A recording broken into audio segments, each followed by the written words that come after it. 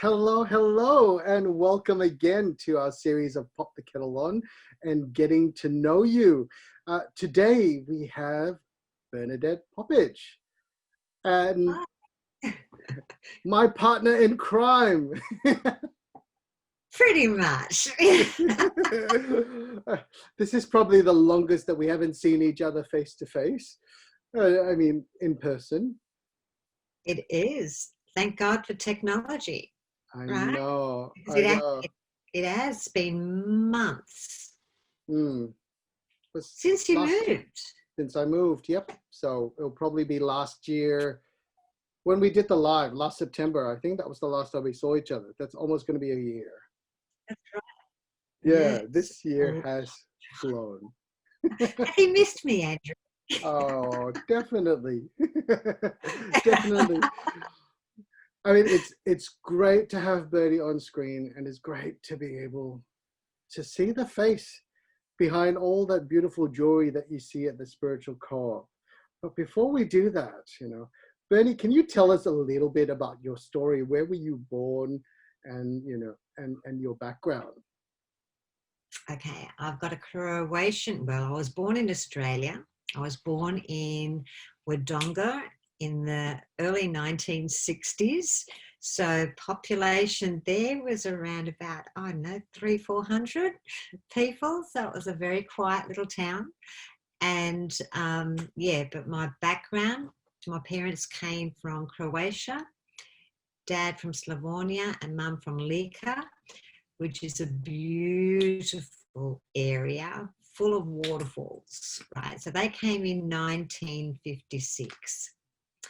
And then I was born in 1961. So growing up in a country town, it was great, right? There was a lot of kids all the same age, right? So we all used to hang out and that sort of thing. But yeah.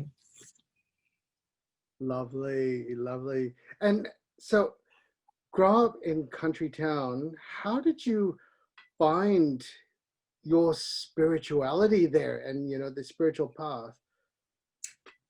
Whoa. This is the interesting part. That was very difficult because being such a small town, right? Everyone believed in the norm, churches, religion, and there's nothing wrong with that. But being spiritual or being a bit different was hard, right? It wasn't accepted. It was sort of really difficult to be yourself. So I learned very quickly to modify, to shrink, right? You needed to be invisible in a way, right? So the spirituality was there. It was just me, right? Being able to see spirits, talk to spirits, hear, know, see, predict, all those sort of things. That was, to me, was just normal. But when it sort of came to other people, and by me being, young, right, and just blurting, right, I noticed that people didn't, and it created a fear. How old were you when that started? First time I was 3.5. That's the first memory I have. It was probably before then, but my first memory was 3.5. And I used to play on our back veranda, right? And I always played with a little girl, and her name was Emily May. And we played tea parties, we chatted, we talked. Wherever I went, she went, right? So I remember Mum once saying, come on, we've got to go and catch the bus. We have to go into town to go and do some shopping. And I said, hang on a minute, I'll just go and get Emily May. And she said, grabbed me by the shoulders, you need to stop doing this. There is no Emily May. And I went, yes, there is. She's there. Can't you see her? I said, because I could see her, right? But I realized nobody else could. So that's when the shrinking, the minimizing, with every experience, with every time that, you know, people questioned why I knew something or how I could know that somebody was pregnant before they even knew that they were pregnant, right? And that sort of thing, you know, it's sort of made me pass my thoughts through a few gates. Before I spoke, where did I hear it? Who told me? Or is it in my head? Right? So therefore, if it was in my head or if I didn't know the answer, then Bernie zipped her mouth. She didn't say anything. So I didn't really talk a lot as a child. Really? I can't believe that. I know. I'm a real chatterbox now, aren't I, Andrew? you're like a roll of Pringles. Once you stop, once you pop, you just can't stop. That's right. So, Andrew, if you've got a cut-off time for this, and make sure that you just say, and that'll be all, folks. Right? Wow. But yeah, from the age, especially from the age of 8 to about the age of 14, I barely spoke. I answered people's questions, but I didn't volunteer any information. Right. Or start conversations. The only conversations I said was, hello, how are you? Really? How's the family? I kept it so simple. I learnt techniques to keep it so simple so that I couldn't get into trouble with it. Yeah. Right. You grew up in quite a Catholic background as well. Very much so. It was a church every Sunday, school holidays, every day, right? Every day we used to go to church, get up, be at church for 7 o'clock, mass, and, you know, we had novenas at home and that sort of thing. So, yeah, it was a very, very strict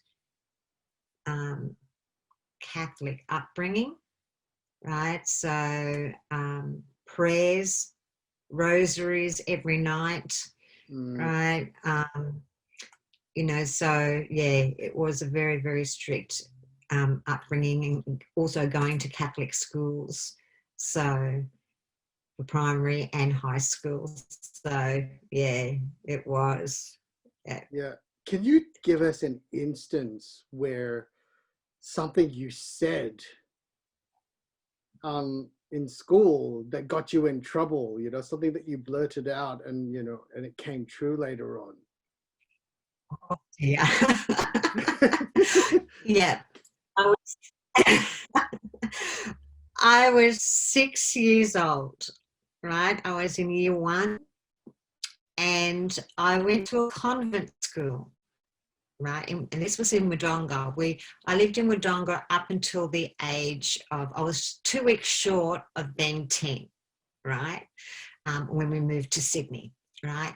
But yeah, in first grade, like the convent school, it was all run by nuns, but there were 3 lay teachers. And one of those teachers was mine for year 1. Anyhow, it was the last day of school term, and we were about to go off on holidays, right? Anyhow, we were busy. We had to empty out our desks, right? Those old wooden desks that you lifted up, you know, with the inkwells and everything else like that. Yeah, we had to empty out a desk, and I was busy packing it all up. And my teacher said, "I hope you have a nice holiday, Bernadette." And I said, "Yeah, you too, miss. Right? But I hope you feel better." And she said, "I'm not sick." I said, "No, after the accident." Right? She said, "I haven't had an accident." "Okay, see you later. Bye." My friends were waiting outside, right? We were walking home because, it was about 3 miles walk to home, right, from school. So anyhow, that was done and dusted. But I came back to at the beginning of the new term, and my teacher, "Bernadette, here it is." And she's, lo and behold, she's on crutches, right? Anyhow, she said, "You said something at the end of school term." And I said, "Yeah." And she said, "You said something about an accident." And I said, "Oh," I said, "You're feeling better?" She sort of said, "I'm now on crutches and I had a car accident. How did you know?" And I went, "I don't know." Right? Anyhow, the sad and the difficult part that followed. Andrew, I'm going to hate you for these questions, later. Bring up memories. But anyhow, after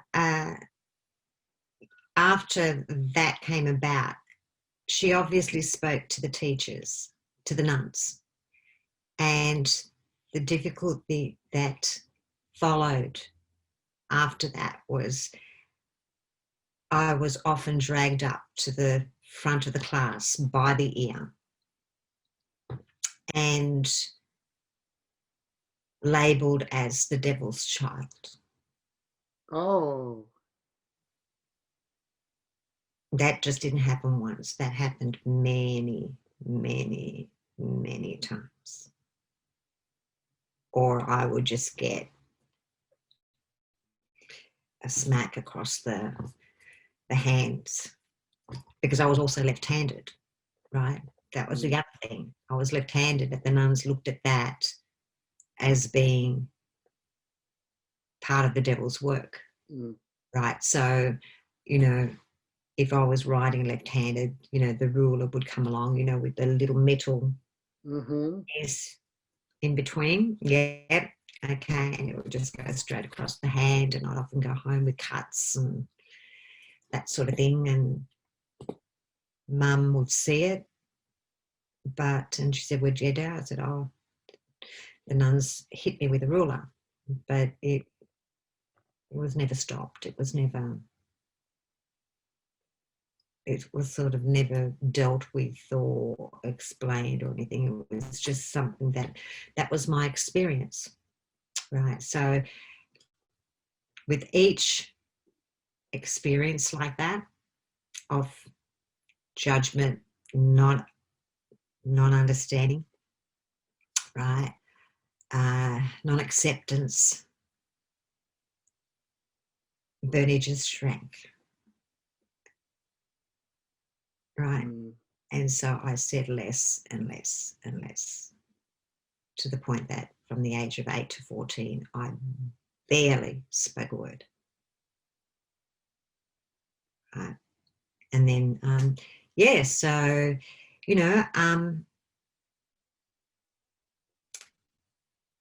the plus side out of that,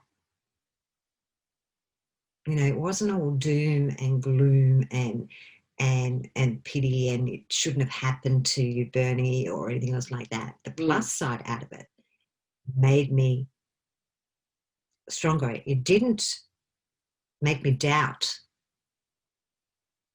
the spirituality or me being able to see things. I didn't shut that down. I don't know whether I was capable of shutting it down because it didn't stop. I was just about to ask that. Were you ever able to shut it down? Because you're pretty much on call all the time. Yeah, I did go and speak to other people when I was in my 20s, right? I did go and speak to other mentors, spiritual people. How do you shut it off, right? But it never happened. It was always there. Did you To ever me, think, sorry? sorry, did you ever Go on. think you were crazy? Oh, yeah.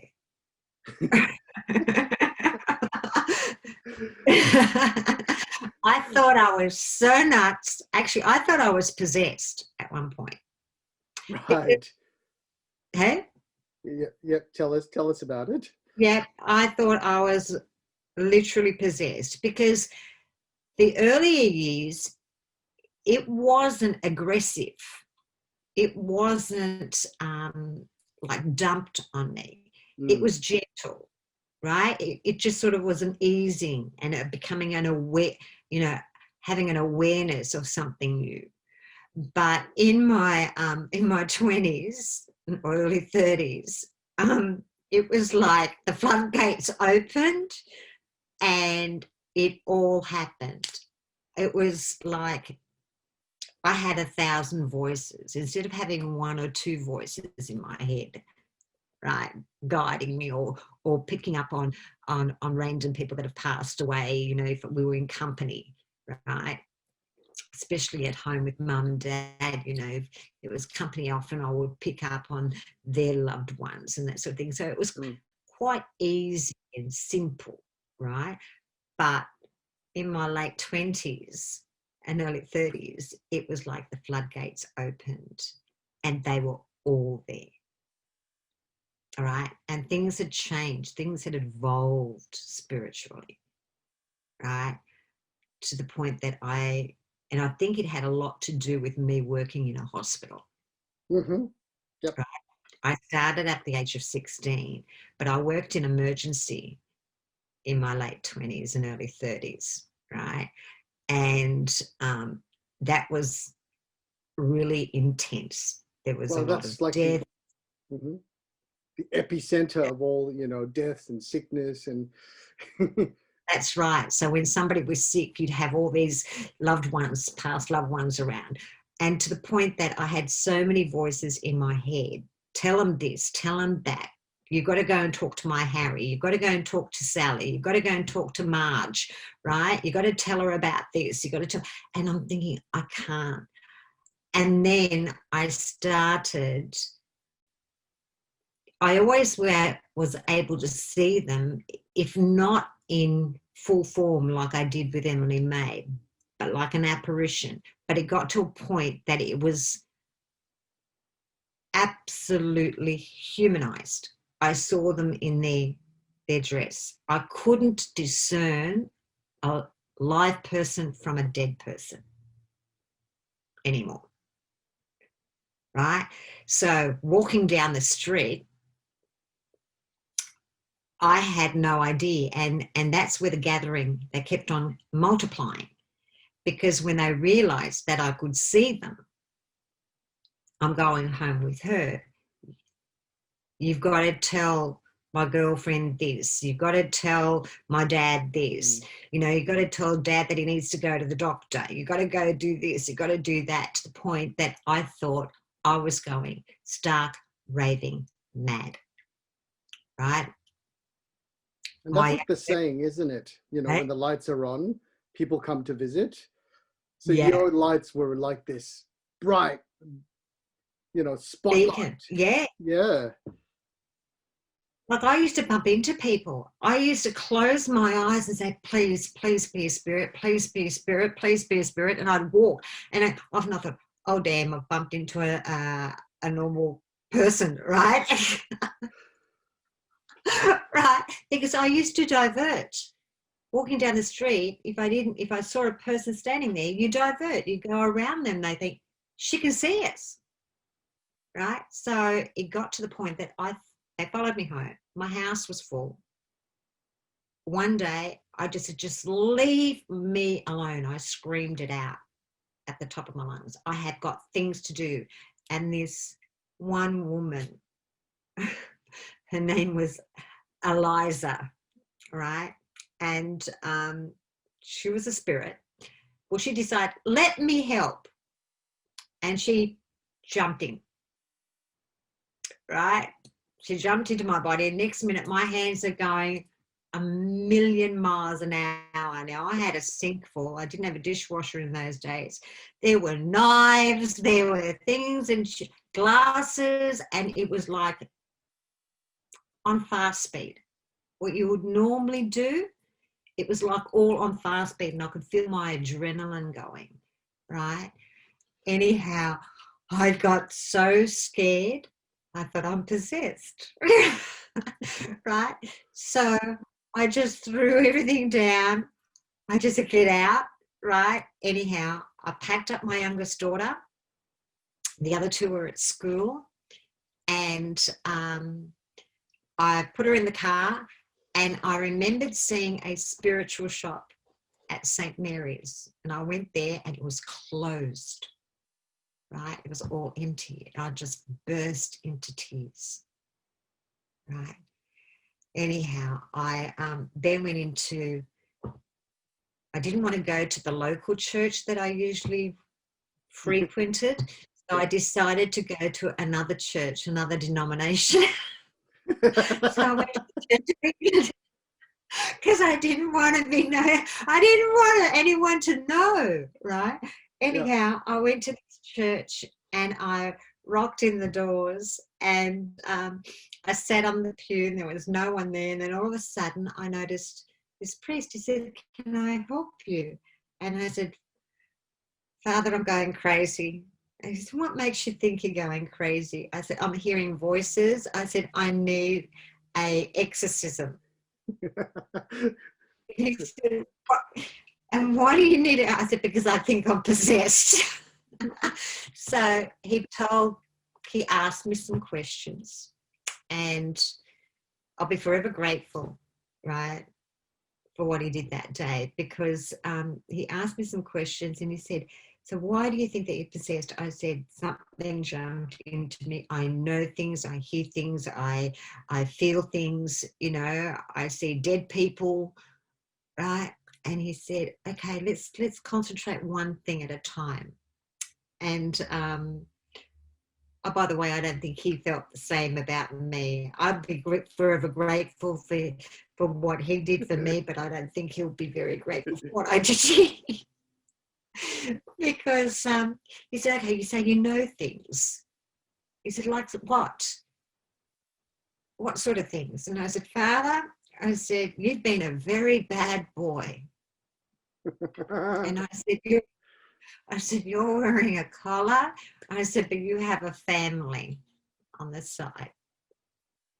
And he just go, gulp, gulped, and he said, "And how do you know that?" I said, "Why, your mum's telling me."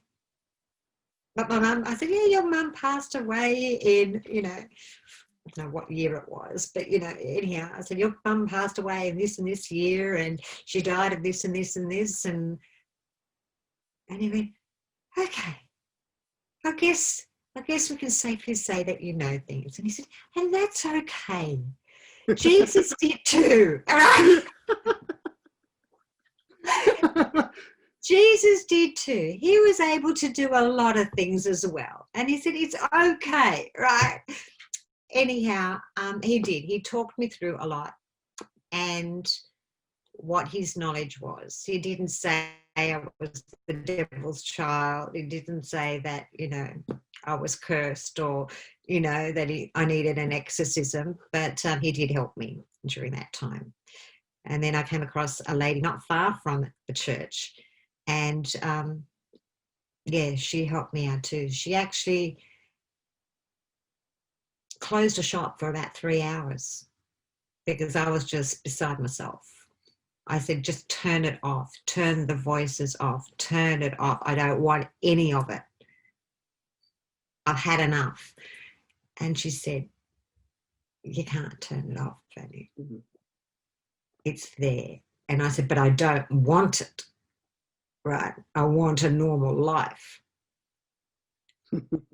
Famous last words. Last words. Yeah, exactly. And she said, "No, you know, it's something that's there with you." And she said, you know, because it was like all the senses. And you said, so she mentored me for about, I don't know, about 6 months. Yeah. So helped me come to terms with it a little bit, because otherwise I just didn't know who to speak to. I didn't know. In those days, it wasn't really spirituality, you know, it wasn't embraced. No. You know, I grew up in the wrong time, or maybe I grew up in the right time, right? Because I often think that, you know, our experiences, what we go through, they're stepping stones, but they're tools that we can then help others with, so they don't have to go through the same thing. So when did you start doing readings? Oh, I suppose I did readings.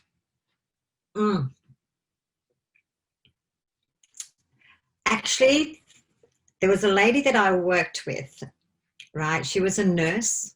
I was doing clerical in emergency because I always refused to. I mean, I would tell people, or I would, professionally, I didn't start readings until I was in my 30s, right?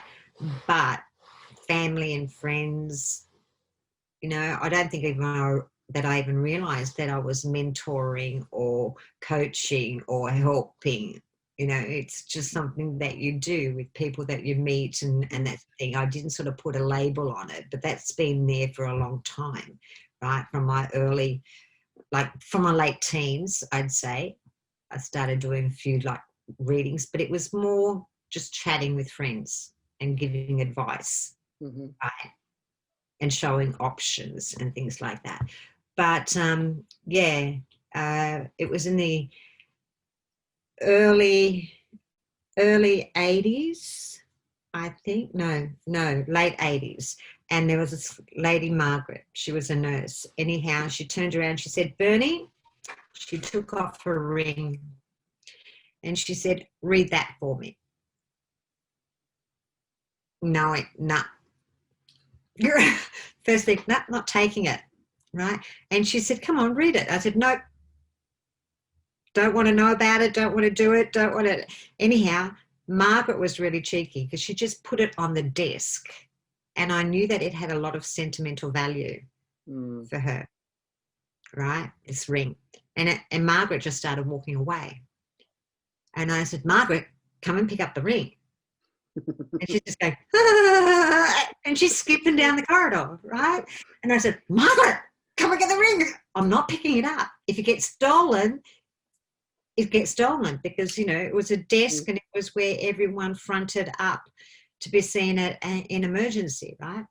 Anyhow, she wouldn't come back. And I kept on looking around the corner, damn her, right? Right?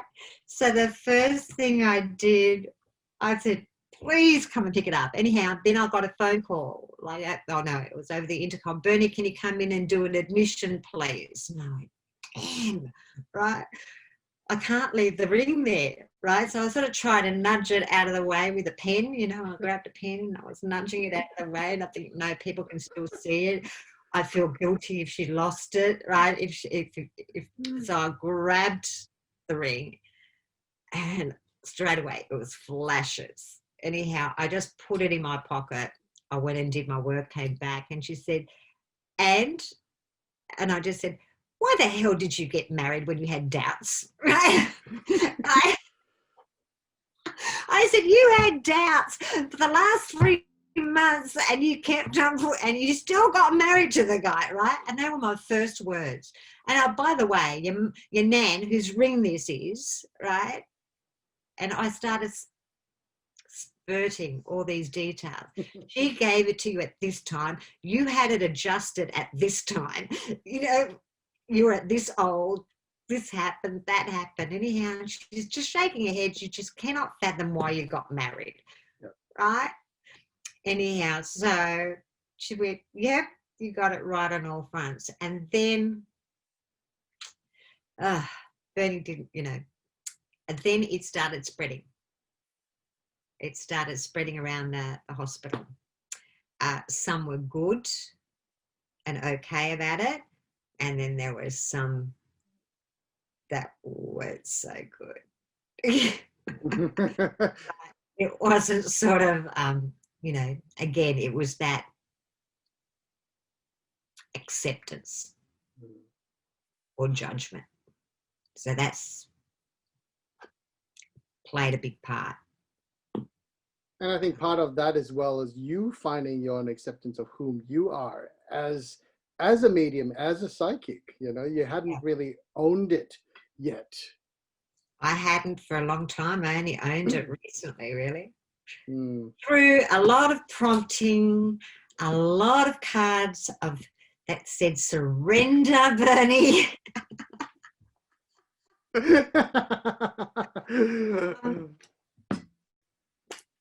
Do I need to mention a name here? Thank you, Andrew. Do you really? Honestly, at one point, I thought if you called that card surrender at one point, one more time, I would well and truly tell you to go and shove it somewhere. Yeah. Damn it, right? But I've come to realize surrender isn't a bad thing. What's that one? Surrender. Yeah, I am, Andrew. I'm here. There you go. Right? I love I'm it. here and I'm surrendering, right? So telling my story. Telling your story, yeah. So tell us, what does spirituality mean to you? Spirituality. Because we've had a lot of conversations about this. I know. We always have conversations about this. Spirituality to me is a state of being. It just is. It's part and parcel of a lot of things. It's how you act, how you speak, your beliefs, your morals, your ethics. It's your core. It's everything, every cell, every particle of you is walking spirituality. It's who you are as a person. Right? To me, that's where that power is. That's where, it's your beliefs. I was brought up in a Catholic background, really strict. Do I follow that practice? No, I don't. I often like going to midnight mass on Christmas Eve, right? Because that brings back traditions and I love the songs, right? But do I practice that religion, that structure of that religion? No. I believe that there is, every religion has the same basis. There's source. There's something that we're answerable to, right? And so long as you live your life authentically, right, and being the best version of yourself, then you're marrying up to that source. You're one with that source. Right? So, yeah, I'd like to think, and I keep trying, that my walk on this earth is with those beliefs, that core, that I harm none, right? That I be the best version of myself that I can be. So, yeah. Beautiful. My take on spirituality. Yeah.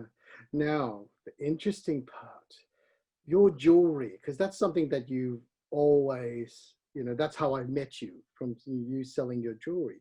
But what a lot of people don't realize is that Bernie is actually the silversmith behind it. She makes every single one of those pieces, from from designing it to the silversmithing of it to, you know, till it appears in front of you. These are Yeah. actually made by Bernie. So when did you start the crystal and the silversmithing? About 9 years ago, and it was by accident, right? It all happened, well, not by accident, divine timing, I'd say. The universe working its magic. I was in the post office and it was just before Christmas. And this is going back about a decade ago, right? Anyhow, I was lined up in the queue and the queue was right out to the door, right? So anyhow, I had my pile of Christmas cards that I was about to go and buy stamps for and send out. And there was a man, an older gentleman that was standing behind me. And no, actually, it was in front of me, sorry. He turned around and he says, I like your pendant. And it was one that I bought, right? I bought myself. And I said, yeah. I said, I bought it here locally and that sort of thing. And we just got to chatting. Anyhow, and he says, yeah, I make jewellery. I said, really? He goes, yeah. I said, I'd love to see it, right? So Pops was already, that's what I call him, Pops, right? He was already in his 70s, right? Late 70s. And when I met him the first time. So, yeah, he said, really, you want to? And I said, yeah. So we exchanged phone numbers, right? Because he was there, found out that he was on his own. His daughter lived in the UK and his son really didn't pay attention, didn't come and visit him. So they were sort of estranged. Anyhow, so exchange numbers. 3 days later, he rings up and he said, I'm here. Right, I'm in Moi Moi. And I went, okay. I said, do you want to get together for a cup? He says, I've brought the jewellery. And so he came over and we had a cuppa and he just opened up these cases with layers and layers and layers of jewellery. And Bernie's eyes just went like saucers. And I went, oh my God, I would love to learn how to do this. And he went, okay, I'll teach you. He started making jewelry in his early 20s, right? So he worked for, you know, he did designs for Prouds, Michael Hill, he did a few different specialist jewelry companies and things like that. And so he had a property up at Mangrove Mountain and he had a big shed at the back of the property. And in that shed was a jeweler's delight. Jewelry making delight. He had so many machines, tools, everything, right? So he taught me how to make the jewelry. That's amazing. It was a progress. And so a chance or a destined meeting in the post office, right, led to me going into the path of making crystal jewelry and birthing treasures that inspire. And treasures that inspire really resonated with me because I felt that each crystal, as I collected well before I met Pops and well before I started making jewelry, right, I started collecting crystals, right? I don't think I collected them, more so they found me. It's almost like I could hear them, like the crystal whisperer, I suppose, right? You have the horse whisperer, yeah, I'll be the crystal whisperer. And they would call me, And then I started working with the crystals, and then I started tapping into their energies and how they can shift, move, help us create our own life, right? By giving us strength when we need it, by giving us courage when we need it, by shining a torchlight, allowing us, a clearer path, right? So that's how Treasures That Inspire was born, right? So Pops is in the UK now because he's already 90. He's 90 years old now. So he's staying with his daughter and he's very happy there. So I'm thinking, okay, so now it's Bernie's turn to sort of evolve and change and go into something different. Bernie has a huge stock of crystal jewelry. Yes, and for all those who don't realize that, what you see and what she puts out there, it's like a fraction of what she has. And, if you ever are looking for a specific piece, you never know. All you need to do is just say, hey, Bernie, I'm kind of looking for this, or iolite, or tanzanite. And then she'll bring these whoppers out that will scare the hell out of you, because they're usually, big gutsy pieces with amazing amount of silver in it. Yeah, that's right. And it was playtime for me. That was my downtime. That gave me so much joy, being able to create, right? Those pieces, and that time, that decade was a treasure. But, for me, and it was a big learning curve, right? It was a really big learning curve for me, with working with the crystals and really looking at them, in a different perspective, because I feel as amulets, they fall under two categories for me. And they were the intentions when I made them. You see, it was a whole process, because I first worked with the crystal. What are you for? Who are you for? Right? And so each piece I feel is destined for a particular person, right? Because it's the energy that I put into it. It may have first started from a personal struggle, but I'm thinking, okay, I changed the struggle into a direction, a tool to be able to overcome. Right? So then that crystal and that piece of jewelry became a talisman, right? Because it helped. It didn't do the work for you. That's just the thing, guys. Crystals, they don't just, wave a magic wand and everything's great. You have to meet them halfway. That's right. When you have a willingness to change, then the crystal comes up and say, let me show you the way. Or let me give you the strength. Or I'm going to give you that dose of courage and belief in yourself so that you can create that change. So it's a partnership. It is a true partnership. It is. It gives me goosebumps, right?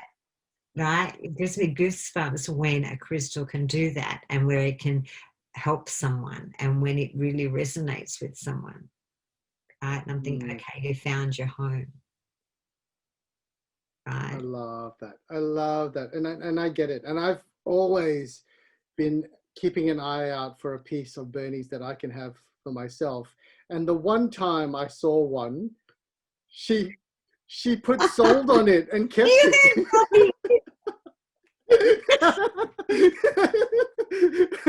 I'm sorry, I'm going to let the cat out of the bag here. That one pretty piece. I know. But you know what?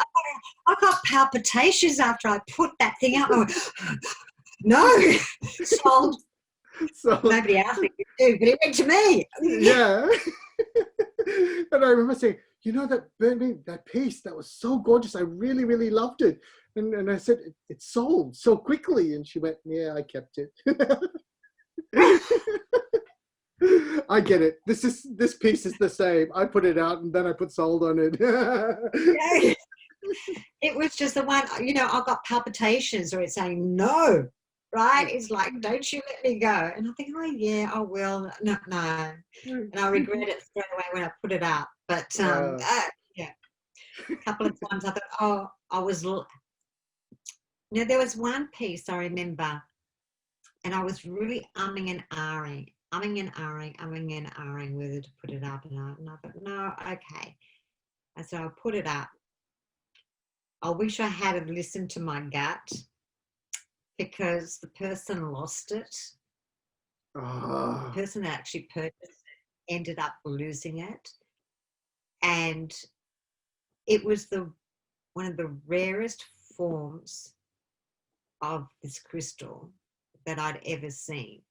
Like the structure, the growth, the inclusions, everything like that.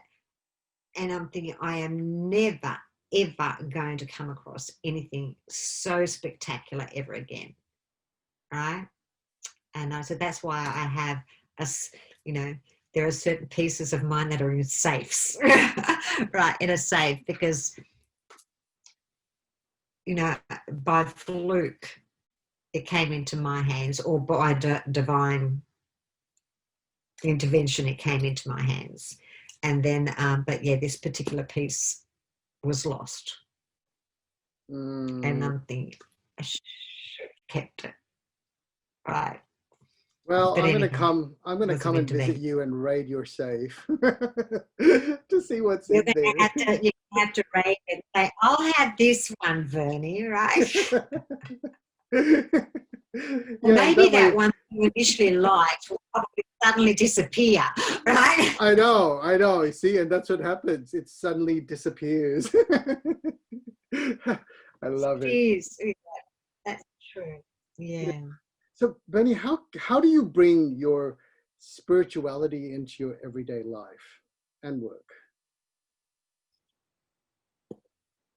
You know, I suppose, you know, I have a habit in the morning that I actually say a prayer. It's my intention setting for the day. And so it doesn't matter whether I'm working with jewelry or, although that's sort of, I'm just playing around with different mediums now in regards to that. But, or whether I'm doing a reading or a healing, you know, I say a prayer in the morning and I call on my angels, my guides, spirit guides, past loved ones. And I say, may I always have the right words and the right actions as I go about my day. Anyone that I meet, anyone that crosses my path, whether it's in Woolies, the post office, down the street, at the letterbox, you know, may I always have those right words and right actions to help them on their path. And may it be for the highest good of everyone.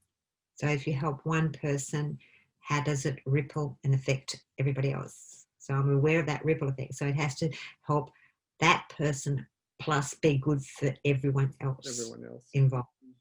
And that includes me. At the end of the day, just before I go to bed, I have to look at myself in the mirror. And as I wash my teeth, and you know what? I start contemplating about my day. And I have to be okay with how my day's gone. If I fell short somewhere, right, it's not a big thing. It's not something where I put a heap of criticism or judgment or anything like that. It's just something that I acknowledge and that I accept. I take responsibility for it.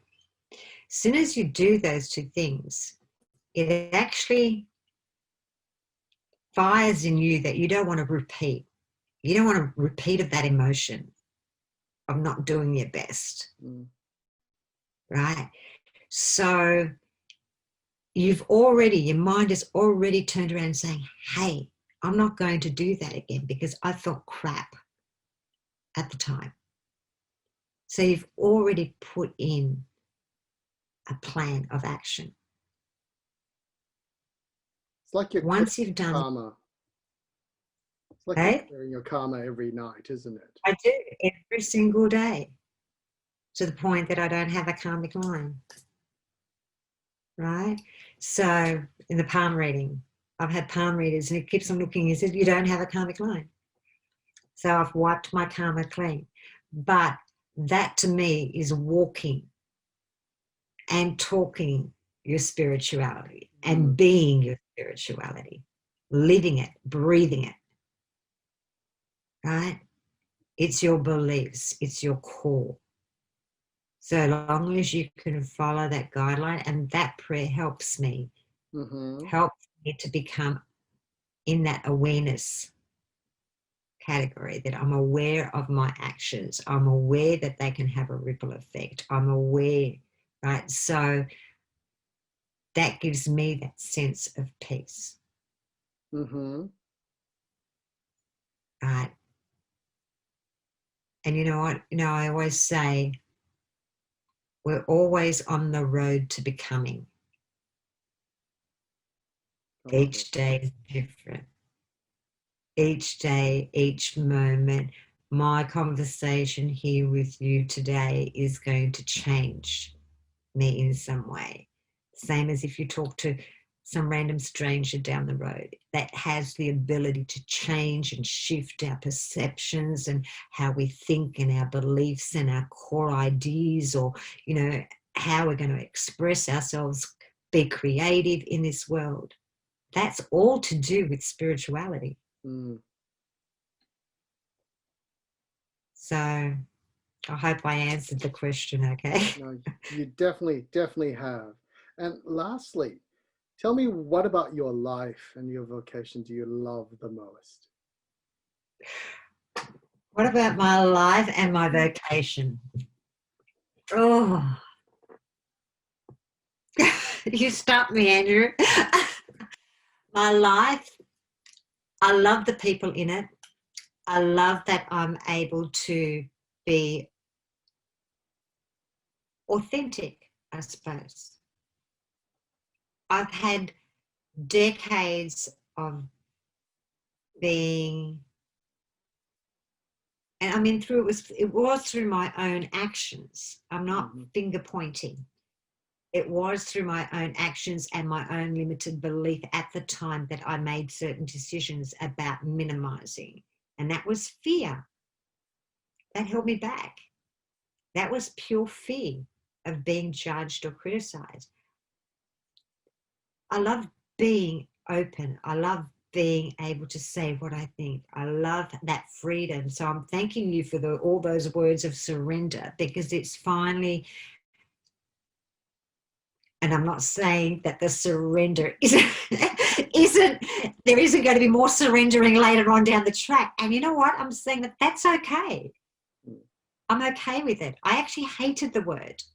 Now I'm open to it, because each day is a little surrender. Because if you don't surrender, you've boxed yourself in. Surrender creates the space for you to grow and become someone new, someone different. Wow. And that is ever changing. Wow. And, you know, the spirituality, all I want is to be able to walk that spiritual path with a lot of self-acceptance, a lot of self-love. And that's not from ego. It's just saying that I want to walk that path with freedom. Not having things hold me back. Right? So, yeah. Thank you for sharing your story, Bernie, because that is always entertaining as well as insightful. Thank you for taking the time out to be here today. Thank you for having me, Andrew. Thank you for convincing me. Today, I tell you what, today was another epic surrender for me today. Really? Yeah, I guess yeah. this is Usually, you and I talk, but you see, me talking with you, Andrew, is always easy, right? Because you make me feel easy. But when I know that there's a larger audience, that's something that always has been like a little trigger, right? So today was another day of surrender, right? And that just taught me that it's okay. It's okay to surrender. Surrendering is not a weakness. Surrendering is a strength. And it opens up more pathways. So thank you. Thank you. Thank you so much for being here today and for helping other people get to know you. And I'm sure we'll be having a few more interviews after this because Bernie's story is so amazing and colorful that you can't just fit it all in 1 hour.